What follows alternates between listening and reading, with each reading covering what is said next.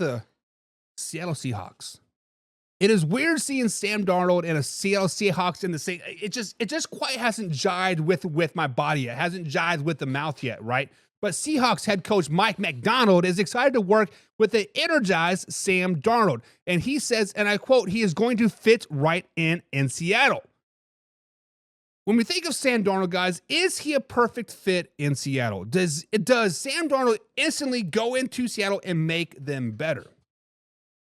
2025 or 2024 NFL season, guys, Sam Darnold was a top 5 quarterback.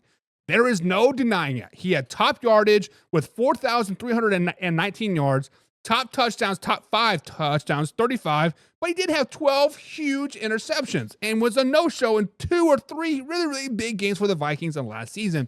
Week 18 game versus the 3 Detroit Lions, and of course the wildcard game versus the LA Rams.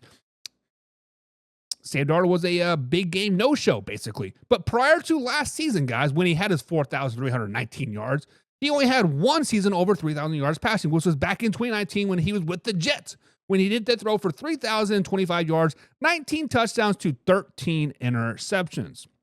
In his 7-year career, he has only had 2 seasons where he did not have double-digit interceptions, which was 2022 when he was a third-string quarterback in Carolina, and then he had 3 interceptions back in 2023 when he was a backup for the San Francisco 49ers to Brock Purdy.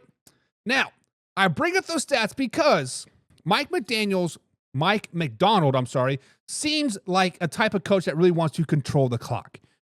We didn't really get a good expectations or a reality of what Mike wanted to do in Seattle last season, but I think he is a run ball, control the clock, let the defense win the game type of head coach, because he does have a very large defensive background, right? He was a defensive coordinator for the Baltimore Ravens before he got the head coaching job in Seattle.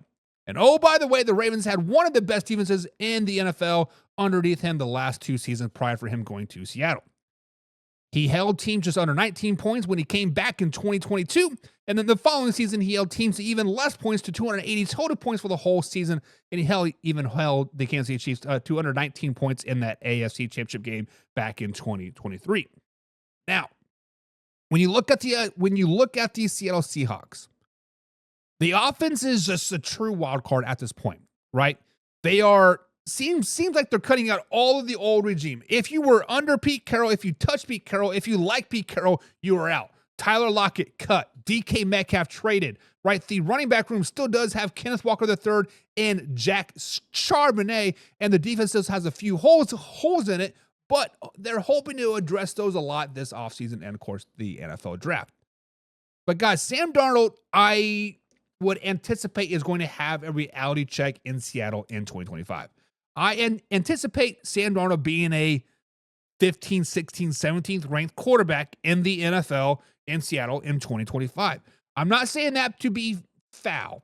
I'm not saying that to be a Debbie Downer. I'm not saying that to say that Sam Darnold is an overrated, just had a excellent season because Kevin O'Connell, whatever, yada, yada, yada.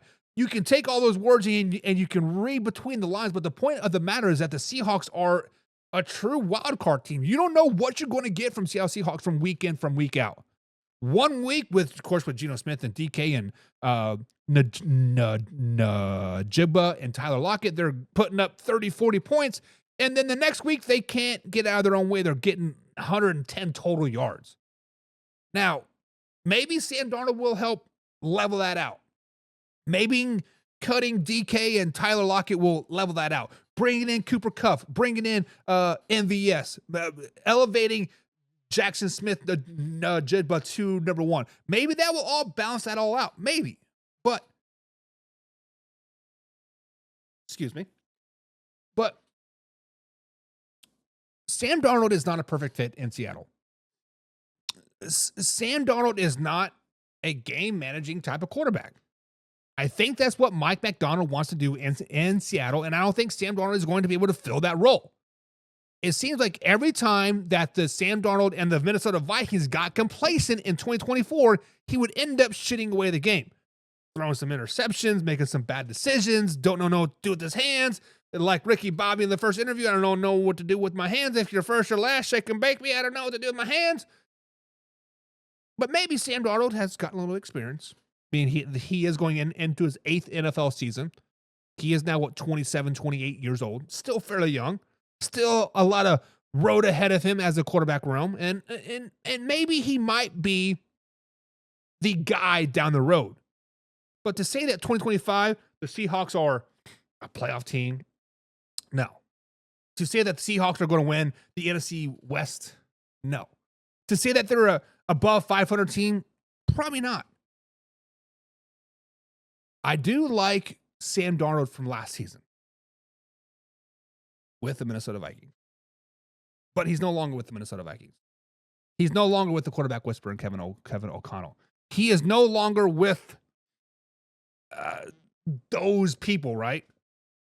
Sam Darnold is going to have an epic failure in 2025. The Seattle Seahawks are going to have an epic failure in 2025. They're going to go through a lot of growing pains in 2025. That's what it comes down to, and it is what it is, right? Old Man River says, under 500 club, mark my words for Seattle. No, he's the flavor of the week, and Seattle overpaid for him. One hit wonder. And to say that Seattle overpaid for him might be a little bit of a reach, Old Man River, right?